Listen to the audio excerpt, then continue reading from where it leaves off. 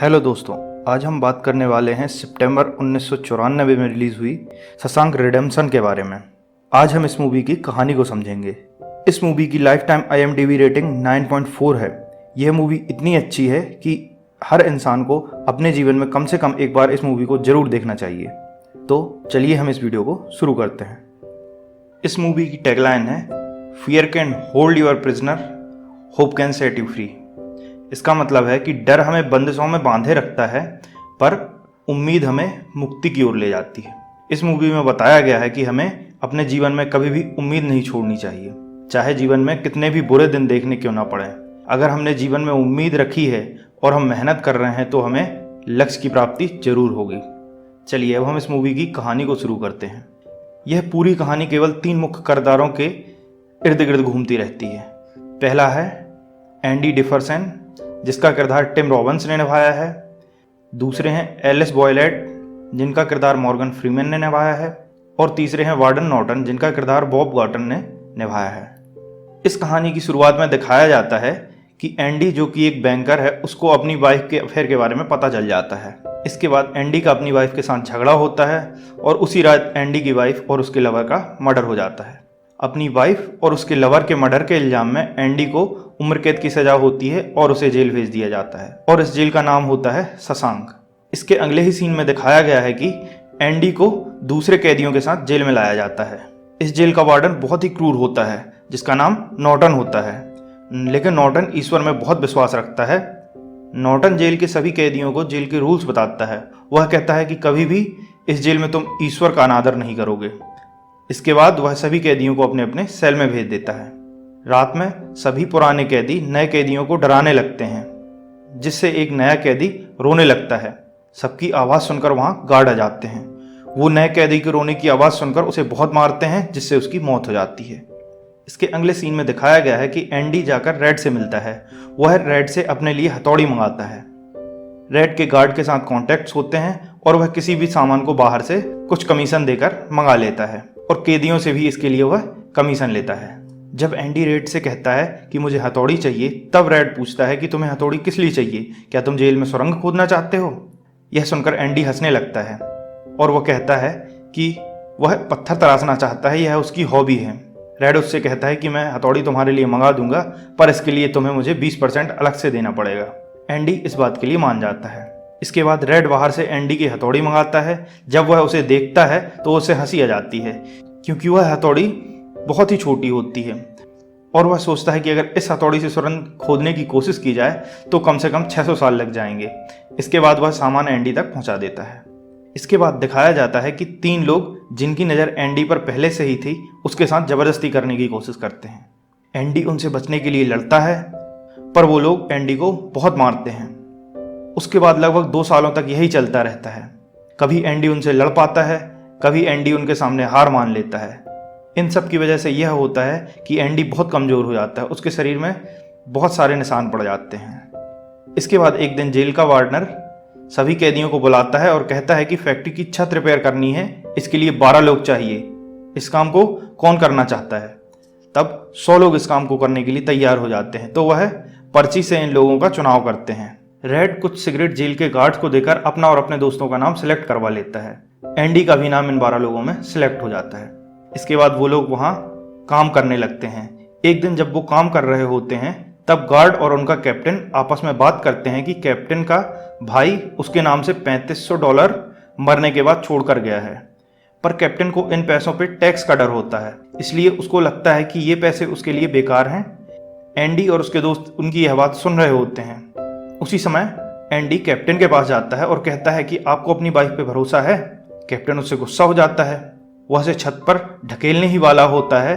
तभी एंडी कहता है कि अगर आपको अपनी वाइफ पर भरोसा है तो आप अपने $35,000 बचा सकते हैं। इसके बाद वह बताता है कि सरकार जीवन में एक बार आपको अपनी बीवी को 60,000 तक का गिफ्ट देना अलाउ करती है, और जिस पर कोई भी टैक्स नहीं लगता है। इसके बाद एंडी कहता है कि मैं एक बैंकर था, तो मुझे इस बारे में पता है। आप डॉक्यूमेंट्स लाकर दे दीजिएगा, मैं उसे फ्री में भर दूंगा, जिससे आपके पैसे भी बच जाएंगे। आप सिर्फ इसके बदले मेरे दोस्तों को 3-3 बियर पिला दीजिएगा। इसके बाद वो कैप्टन का काम कर देता है और कैप्टन उन सबको बियर दे देता है। इस घटना के बाद एंडी और रेड अच्छे दोस्त बन जाते हैं। एक दिन वो फिल्म देख रहे होते हैं। उस मूवी को देखने में एंडी का मन नहीं लगता है क्योंकि जेल में सेम मूवी बार बार दिखाई जाती है। वो रेड से कहता है कि उसे वो एक्ट्रेस चाहिए जो मूवी में है, क्या वो उसे लाकर दे सकता है। रेड इसके लिए हाँ कर देता है। इसके बाद एंडी वहां से अकेला ही निकल जाता है। इसके बाद एंडी को वो लोग पकड़ लेते हैं जो उसके साथ जबरदस्ती करना चाहते हैं। वो फिर से जबरदस्ती करने की कोशिश करते हैं और उसे बहुत मारते हैं, जिसकी वजह से एंडी को 1 महीने के लिए अस्पताल में रहना पड़ता है और जिसने उसके साथ जबरदस्ती की थी उसे 7 दिन के लिए कोठरी में रहना पड़ता है। 1 हफ्ते बाद वो जैसे ही अपनी सेल में पहुंचता है, वहां कैप्टन पहले से होता है। वह उसे बहुत मारता है जिससे उसके हाथ पैर टूट जाते हैं। इसके बाद जब रेड वापस आता है तो रेड उसे एक्ट्रेस का पोस्टर देता है जो उसने पहले मांगा होता है। इसके अगले सीन में दिखाया गया है कि वार्डन जेल में सडन चेकिंग के लिए आता है। वह एंडी की सेल में आता है। एंडी के हाथ में बाइबल होती है। वार्डन उसकी फेवरेट लाइन पूछता है। एंडी कहता है, हमेशा चौकन्ना रहो क्योंकि उसकी नज़र सब पर होती है, वह कभी भी आ सकता है। तब वार्डन कहता है, मार्क 13:35। ये लाइन उसे भी पसंद है, बट इससे ज़्यादा उसे पसंद है, मैं दुनिया का उद्धार करता हूँ, जो मेरे पीछे आएगा वह स्वर्ग जाएगा। John chapter 8 first para, Andy कहता है। इसके बाद वार्डन कहता है कि तुम्हें नंबर बहुत जल्दी याद हो जाते हैं। इसके बाद कैप्टन कहता है कि सेल में सब कुछ ठीक है। वार्डन जब एक्ट्रेस का पोस्टर देखता है तो कहता है, इसे मैं अलाउ तो नहीं करता पर कभी कभी कुछ चीज़ों को हम नज़रअंदाज कर सकते हैं। इसके बाद वह वहाँ से जाने लगते हैं। इसके बाद वार्डन बाहर निकल जाता है और बाइबल एंडी को दे देता है और कहता है मुक्ति इसी में है। इसके बाद वार्डन एंडी को बुलाता है और उसे लाइब्रेरी में असिस्टेंट बना देता है। असिस्टेंट बनाना तो बहाना था, हकीकत में वार्डन उससे अपना काम कराना चाहता है। इसके बाद एंडी लाइब्रेरी में काम करने लगता है। वह वहाँ सभी गार्ड के टैक्स रिटर्न फाइल करता है और वह जेलर के भी रिटर्न फाइल करता है। वह वार्डन से बात करता है कि वह लाइब्रेरी में और किताबें मंगाना चाहता है, पर वार्डन कहता है कि उसके पास इसके लिए फंड नहीं है। एंडी कहता है कि मैं सरकार को लेटर लिखना चाहता हूँ। वार्डन इसके लिए तैयार हो जाता है। इसके बाद एंडी हर हफ्ते सरकार को एक पत्र लिखा करता है। इसके अगले सीन में दिखाया गया है कि ब्रुक्स, जिन्होंने अपनी पूरी जिंदगी ही जेल में बिता दी है, एक कैदी को मारने की कोशिश करते हैं क्योंकि वो जेल से बाहर नहीं निकलना चाहते हैं। बाहर की दुनिया उनके लिए पूरी तरीके से अनजान होती है। उन्हें लगता है कि वह बाहर की दुनिया में नहीं जी पाएंगे।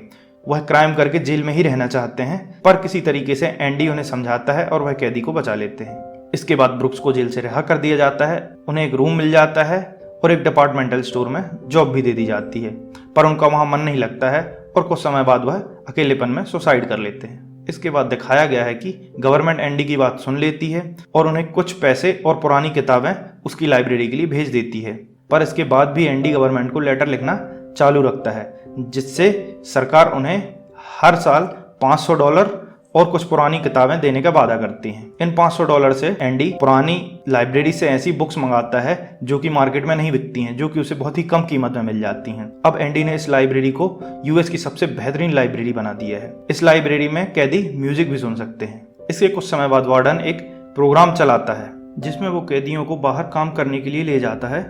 इनकी मजदूरी बहुत ही कम होती है, जिस वजह से वार्डन बहुत सारे टेंडर हत्या लेता है। इस वजह से उसके पास काफी ब्लैक मनी हो जाती है। इसके अलावा भी उसके काफी काम होते हैं जिससे भी उसके पास ब्लैक मनी आती है। इन पूरे पैसों को एंडी संभालता है। एंडी इन पैसों को अलग अलग जगह इन्वेस्ट करा देता है, जिससे जब वो पैसे वापस आते हैं तो वह वाइट होकर आते हैं। और एंडी ने स्टीवंस नाम से वार्डन का एक नकली पार्टनर भी बनाया होता है, जिसके पूरे डॉक्यूमेंट होते हैं, पर हकीकत में उसका कोई अस्तित्व नहीं होता है। जब भी पैसा आता है तब वो पैसा स्टीवंस के अकाउंट में जमा करा देते हैं। कुछ समय बाद एक टॉमी नाम का कैदी जेल में आता है। जब वो एंडी के बारे में सुनता है तो वह एंडी से उसे हाई स्कूल की पढ़ाई कराने के लिए कहता है। एंडी उसे पढ़ाने के लिए तैयार हो जाता है, जिससे टॉमी पास हो जाता है। जब टॉमी को पता चलता है कि एंडी एक बैंकर है और उसे अपनी वाइफ के कत्ल के इल्जाम में जेल हुई है, तब वो एंडी को बताता है कि एक बार वह जेल में था, उसके साथ एक कैदी था जिसने उसे बताया था कि एक बार उसने आदमी को उसकी गर्लफ्रेंड के साथ मारा था, जिसके इल्जाम में उसके पति को सजा हो गई थी, जो कि एक बहुत ही बड़ा बैंकर था। यह सुनकर एंडी समझ जाता है कि यह वही आदमी था जिसने उसकी बीवी को मारा था। वह वार्डन के पास जाता है, पर वार्डन उसकी बात पे विश्वास नहीं करता है और वह करना भी नहीं चाहता है, क्योंकि अगर रैंडी रिहा हो गया तो उसके पैसों को कौन संभालेगा। इसके बाद एंडी वार्डन से बहस कर लेता है, तो वार्डन उसे काल कोठरी में 1 महीने के लिए डाल देता है और इसी बीच वार्डन टॉमी को भी मरवा देता है और सबसे कहता है कि उसने भागने की कोशिश की थी, जिस वजह से उसे गोली मार दी गई।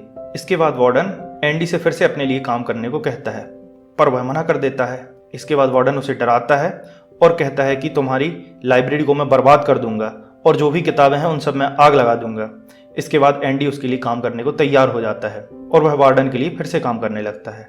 इसके अगले सीन में दिखाया गया है कि एंडी और रेड ग्राउंड में बैठे होते हैं और इसके बाद एंडी रेड से कहता है कि अगर मैं यहाँ से कभी निकला तो सबसे पहले साबातान्याहू जाएगा जो मैक्सिको में है, वहाँ वो होटल खोलेगा और कुछ बोट खरीदेगा और अपनी बची हुई जिंदगी वहीं बिताएगा।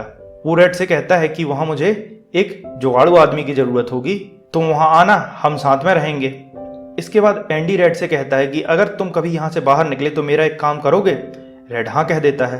एंडी कहता है कि बॉस्टन के पास एक मैदान है जिसमें पत्थरों की एक दीवार है, उसमें उत्तर की तरफ एक पेड़ लगा हुआ है, उसके पास दीवार में एक काला पत्थर है, उसके नीचे कुछ गड़ा हुआ है, तुम उसे अपने पास रख लेना। रेड पूछता है उसमें क्या है, तो एंडी कहता है इसके लिए तुम्हें खुद वहां जाना पड़ेगा। एंडी का यह बिहेवियर रेड को अजीब लगता है। वह यह बात अपने दोस्तों को बताता है। वो सब यह सोचकर डर जाते हैं। उन्हें लगता है कि एंडी सुसाइड कर लेगा क्योंकि वो अपने दोस्त से रस्सी भी मांगता है जो उसके दोस्त ने उसे दे दी होती है। इसके अगले सीन में दिखाया गया है कि एंडी वार्डन का काम कर रहा होता है। वह वार्डन को डिपॉजिट देता है बैंक में जमा करने के लिए, जैसा कि वो हमेशा करता है। वार्डन उसे अपने कपड़े और जूते देता है लॉन्ड्री के लिए और वह वहां से चला जाता है। सुबह जब सब कैदियों की गिनती होती है तो उन्हें एंडी वहां नहीं मिलता है। रेड को लगता है शायद एंडी ने सुसाइड कर लिया, पर जब गार्ड वहां जाकर देखता है तो एंडी का सेल खाली होता है। इसके बाद वार्डन वहां आता है तो वहां उन्हें एक्ट्रेस के पोस्टर के नीचे एक सुरंग दिखती है। एंडी इस सुरंग से भाग चुका होता है। एंडी जब वार्डन के पास से आता है तो वह अपने साथ उसके कपड़े और जूते भी लेके आता है। इसके अलावा वह स्टीवन, जो कि वार्डन का नकली पार्टनर है, उसकी आईडी और जरूरी डॉक्यूमेंट भी लेकर आ जाता है। इन सब डॉक्यूमेंट्स और कपड़ों को वह एक प्लास्टिक में रखता है और उसे रस्सी में बांध लेता है और रस्सी को अपने पैर में बांधकर सुरंग से रेंग कर बाहर निकल आता है। सुरंग से बाहर निकलने के बाद वो गटर के पाइप से रेंगकर लगभग 500 मीटर तक जाता है, जिसका मुंह एक नाले में खुलता है। इसके बाद एंडी वहां से निकल जाता है। इसके बाद सुबह होती है। सुबह एंडी हर उस बैंक में जाता है जहां स्टीवन का खाता होता है।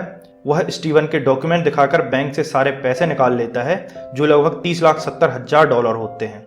इसके बाद वो वार्डन के खिलाफ सबूत प्रेस को भेज देता है। इसके बाद अगले दिन वार्डन के सभी घोटालों के बारे में पेपर में छप जाता है। पुलिस वार्डन को पकड़ने के लिए शशांक आती है, पर उससे पहले ही वह सुसाइड कर लेता है। इसके कुछ समय बाद रेड को जेल से रिहा कर दिया जाता है क्योंकि उसने जेल में 40 साल बिता दिए होते हैं और अब वह एक अच्छा इंसान बन गया है। इसके बाद बाहर उसे एक डिपार्टमेंटल स्टोर में जॉब मिल जाती है। उसे एक रूम रहने के लिए दे दिया जाता है, पर इस काम में उसका मन नहीं लगता है। वो भी क्रूक की तरह सुसाइड करने की सोचने लगता है, पर उसे याद आता है कि एंडी ने उसे एक काम करने को बोला था। तो रेड उस पत्थर को ढूंढने के लिए बॉस्टन जाता है। वहां जाने के बाद उसे वहां काला पत्थर दिखता है। उसके नीचे एक बॉक्स रखा होता है जिसमें कुछ पैसे होते हैं और एक लेटर होता है जो कि एंडी ने रेड के लिए लिखा होता है। इसमें एंडी ने लिखा होता है कि मुझे यहाँ अपनी नाव सुधारने के लिए एक आदमी की ज़रूरत है, तुम यहाँ आ जाओ, हम दोनों यहाँ साथ में रहेंगे। इसके बाद के सीन में दिखाया जाता है कि रेड एंडी से मिलने के लिए निकल जाता है। वह मैक्सिको पहुंचता है तो वहाँ एंडी एक नाव सुधार रहा होता है। दोनों एक दूसरे को देखकर बहुत खुश होते हैं। इसी के साथ यह फिल्म समाप्त हो जाती है। अगर आपको यह वीडियो पसंद आया है तो वीडियो को लाइक करें और हमारे चैनल को सब्सक्राइब करना ना भूलें। धन्यवाद।